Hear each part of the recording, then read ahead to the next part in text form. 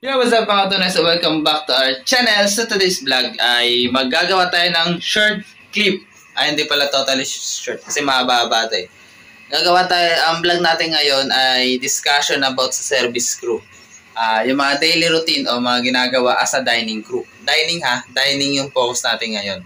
So yung mga standard, yung mga daily routine, mga dapat at hindi dapat gawin. So yun.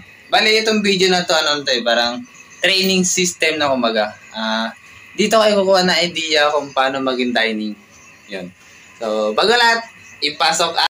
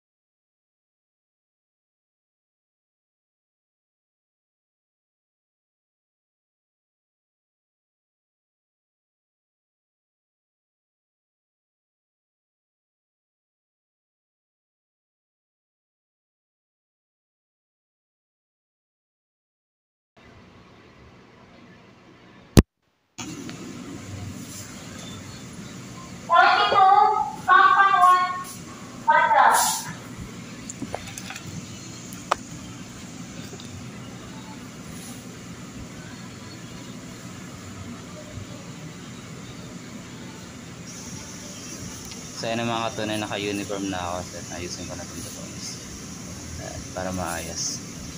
So wait lang, may kulang nameplate pala, wala akong nameplate. Okay, wait lang, ito mga katunay na yun. Ay, una sa lahat, hairnet. Kailangan natin hairnet para walang mahulog na ano. Tapos sombrero, ayusin natin para postura. Next, apron. Yan. Itong apron na itong pang service to kasi half lang.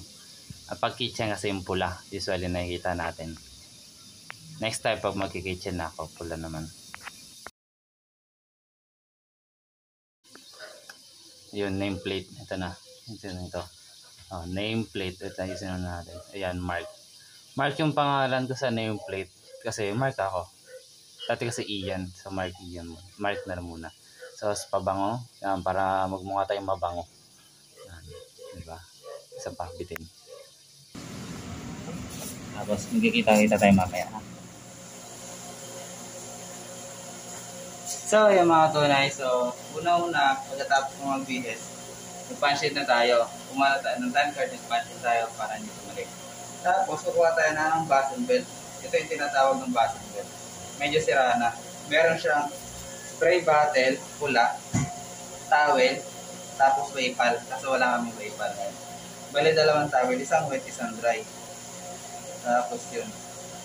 Tapos, pupunanapin mo na yung kapalitan mong dining kasi mag-enter sa'yo. I-enter sa'yo kung ano yung mga nagawa niya, yung mga natapos niya, saka mga anong dapat gagawin. Tapos yung gaya nito, yun. After nun, bababaan tayo. After nun, yun din tayo. Tayo naman susunod sa mga sinimula niya, yung mga hindi niya natapos. Tara na. Dito, meron tayong dalawang basurahan dito. Isang nabubulok, tapos hindi nabubulok. Dito lahat ng mga paper, mga basura. Basta mga basura dito. Tapos dito naman yung mga nabubulok, mga leftover food, kumbaga. Yan, kung may nakikita niyo mga leftover food, yan is pagkain. Tapos yung tray na pinagbasingan natin, ito meron tayong maliit na lalagyan for kutsara, tinidor, babad natin. Tapos plato, baso. Tapos dito, dry. Tapos dito natin sasalang sa may machine natin. Yan. So ito yung mga area ng tawag dito, wash area kumbaga ng mga plato. Dito sa machine natin kasi, mamaya makikita nyo kung paano magsalang dyan. After nun, ipa-forward natin sa baba.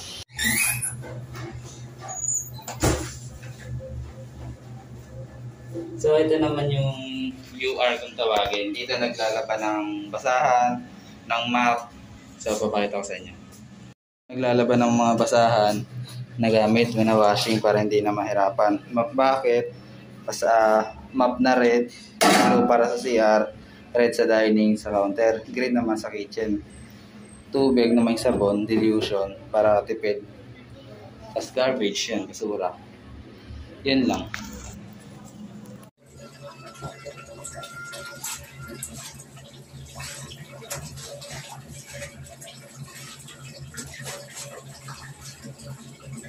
Tapos yan, lalaban natin mga basahan. Yung nalaban na banlaw, sanitize, bababag natin sa APS. Ito yung tawag, all-purpose sanitizer. After nun, yun ay gagamitin sa counter, kitchen, sa lahat. So, after natin malaban to, mga pakita ko sa inyo. Okay, ito na yung mga towel na nalaban natin. Pula, yellow, tapos puti. Ang color coding nyan is dapat itong pula sa dining, dilaw sa counter, puti sa kitchen. Dapat green to. Walang green, puti yung ginagamit sa kitchen. Tapos every 15 minutes or 30 minutes or as needed, dapat pinapalitan agad. Para malinis lahat ng towel na ginagamit ng service tsaka ng kitchen. Para malinis, para hindi madumi. Para yung station nila malinis din. So, i-distribute na rin ito. Kunin natin yung mga ginamit nila. Lalaban natin. So, ito naman gagamitin nila. So, okay, tara. So, ito na yung nakuha natin ngayon sa kitchen. So, lalagyan na natin to dito. Kitchen na to. Kitchen, dining, tsaka counter. Okay, lagyan na natin dyan. Sala na natin. Spin na natin ng 9 minutes. Tapos balikan na natin.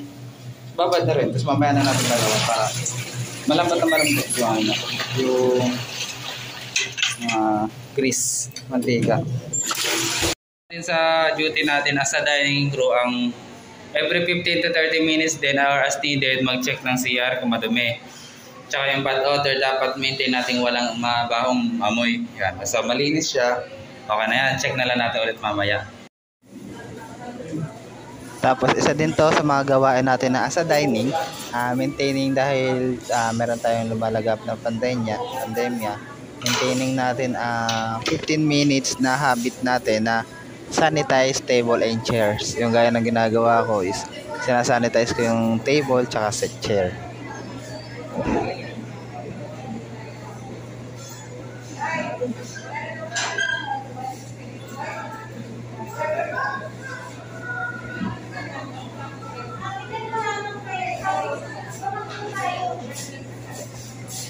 Next naman natin, di okay tayo mukha ko pero okay lang. Basing the table. Pagbabas ka ng mga pinagkainan na customer, tapos segregation, sabi ko tinuha kami plastic dito, spoon and fork, plastic dito, tapos ito, leftover food. Ganun lang.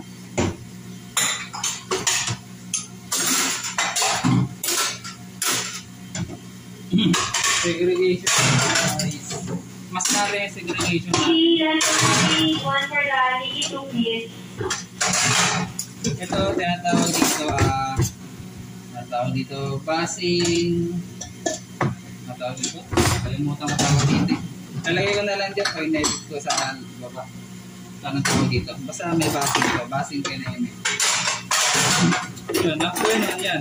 Tapos, siyempre, sasama na natin yung mga plato. Tapos after nun, bababa natin dito rin natin ilalagay. Okay?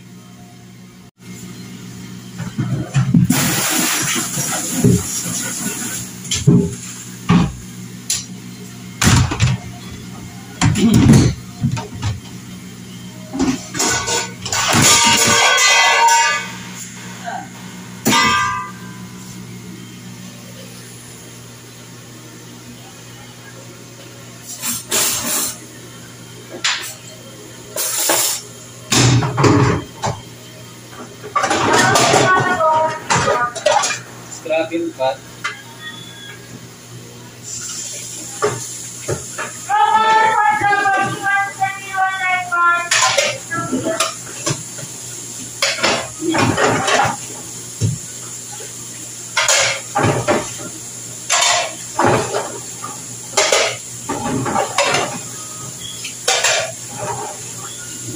Pinili ko ang mga po, please.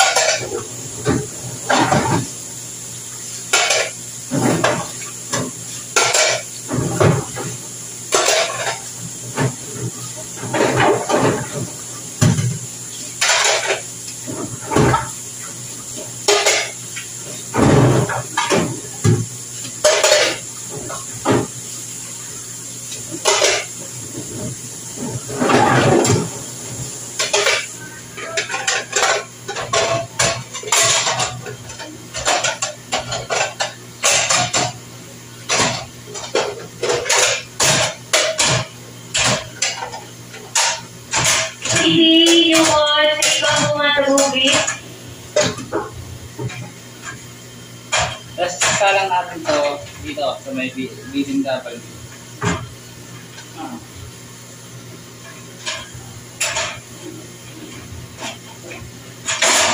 Titigalan na yung steak on one to go.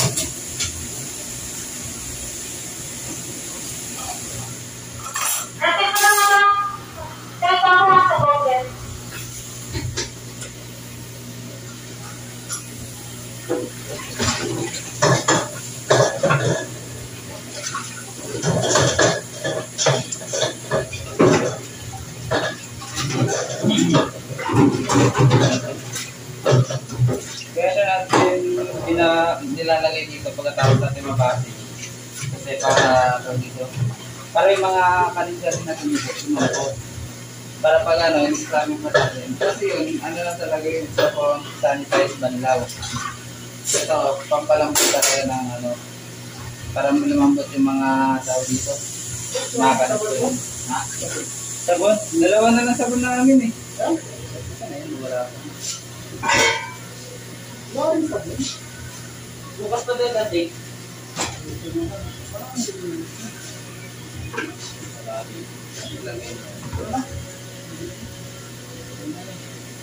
Bukas pa daw dati yung sabon eh.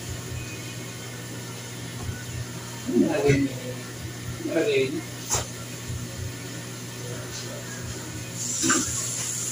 Kailangan nakita ko tayo pwede na. Wala. Wala.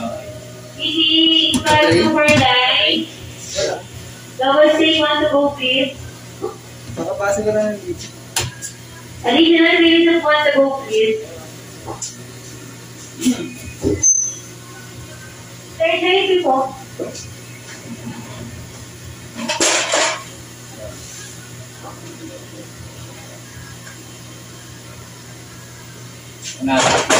Napapansin nyo, umuusok pa, hindi yata kita sa camera. Pero umuusok-usok pa yan. Malinis na yan. Malinis na, hindi na malagkit. So, yan.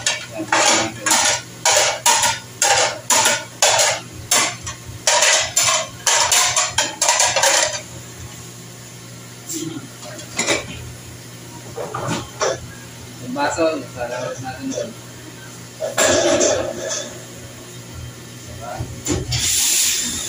Next na mga kapit natin, dalaw-dalaw na eh.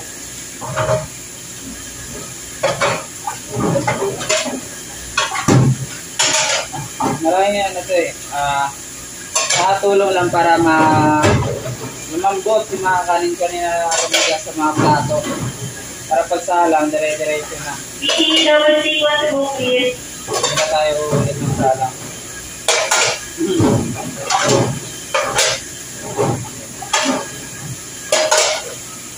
So, scrubbing pad na puti.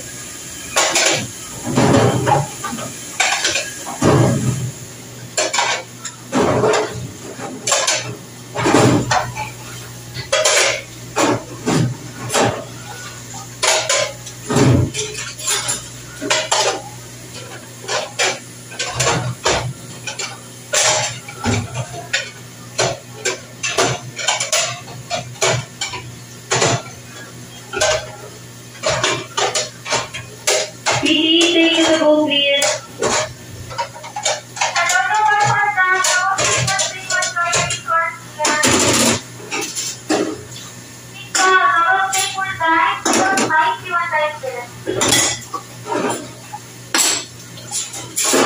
Siyempre, dahil masyado nang madumi, yung kumbaga dilaw na yung tubig natin, i-drain na natin.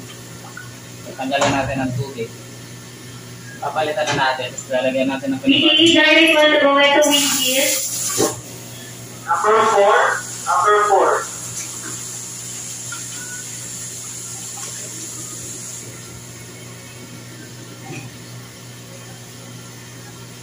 Tapos na yung baso natin. Ayan o.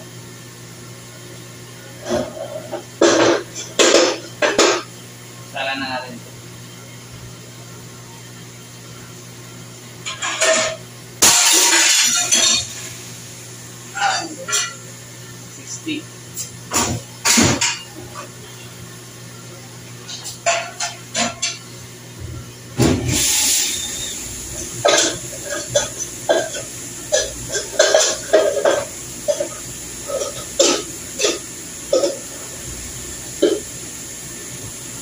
Bawal to go, kids.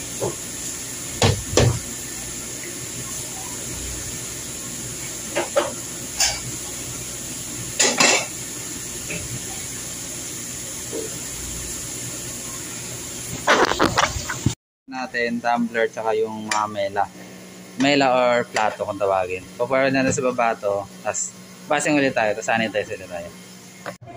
Isa din sa mga gawain ng dining ang pagpa-floors or pagmamap. Dapat zero footmark or footstep kumbaga. Basta wala siyang puti-puti ng inapakan. Dapat maintaining dapat laging malinis. Tapos huwag makakalimutan maglagay ng signboard para alam ng mga customer na basa doon at maaari silang madulas. Yun sa mga tunay. So, ito nga papakita sa inyo. Ito yung clean. Ito yung sasabog na 10-in-1 solution. Ito yung sabon. Ginagamit sa lahat. All around na siya. Panglinis sa lahat. Sa equipment, sa floors, lahat sa paglaba. Yun na ginagamit namin. Sinasabi ko naman sa inyo kanina na APS o kaya sinasabi na all-purpose sanitizer. Ito yun. APS. Para siyang chlorine. Tapos basta para siyang chlorine. APS siya. All-purpose sanitizer sa kung tawagin. So, yun na yung mga procedure. Pag dining ka, more on linis talaga. Every 15 minutes, sanitize table and chairs. I-discuss ko rin sa mga clip mamaya na ilalagay ko na lang yung mga tawag doon. Para kung may mga update ka, kung manyari na apply kayo sa service group, dining kayo na plot, at least meron na kayong tawag dito, video tutorial kumbaga. So, good luck naman sa mga mag-a-apply dyan. Sakaling dining kayo, may advanced learning na kayo. So, maraming salamat. So, what's up mga tunay? So, yun, tapos na, out na tayo. Time check natin, alas 3:10. So, yun, out na tayo. Papahinga lang ako. Alam niyo naman mga nangyari sa atin. Papahinga lang ako, tapos maya uwi na ako kasi kailangan ko natin magpahinga. Bukas duty ko is closing alas 4 hanggang alauna naman. So, yun na nga. Sa mga gusto mag-apply as a service crew, sakaling mapunta ka sa dining, meron na kayong reference o kaya meron na kayong basihan kung ano mga gagawin, ano yung mga dapat gawin, ano yung mga technique, yun, di ba? Bali, parang reviewer ng itong vlog natin ngayon, di ba? So, ayun lang, ano pa ba? So, next vlog natin, iba naman kung sakaling maplata ako sa ibang station, yun naman yung pa-vlog natin. Sa counter naman mahirap kasi hindi ako makapag-cellphone doon kasi more on punch doon eh. So, ikukwento ko na lang ko ba, i-discuss ko na lang yung mga about sa counter. So, yun na nga. So, maraming salamat sa mga nanood. So, don't forget to hit the subscribe button and hit the notification bell para update kayo sa mga bagong video natin. Tsaka, ano pa ba? Share nyo na rin syempre. So, yun na. Maraming salamat. So, yun na. Maraming salamat. Good night. Bye-bye.